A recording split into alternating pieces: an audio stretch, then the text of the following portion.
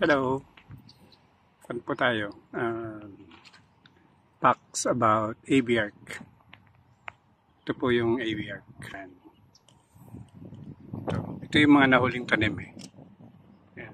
Pero ngayon maganda na siya. Yung mga bago na siya, mga shoots. Ayan. Ito. Ayan.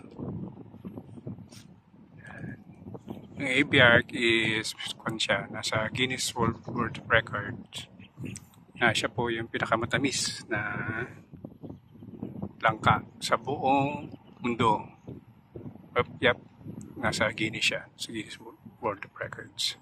Ganda ng dahon niya. Iba siya sa dahon ng native na langka. Bilog. Bilog. Tapos green na green yung kanyang dahon. Yan. Grafted po siya. Ito po yung native. Yan. Dito. Ito. Dito yung grafting. Yan. Kung nakita niya, meron siyang mark. Nakakat siya. Yan siya na madaming kuko. Magsasakay. Yan. Yan siya. Okay. Good luck lang ka.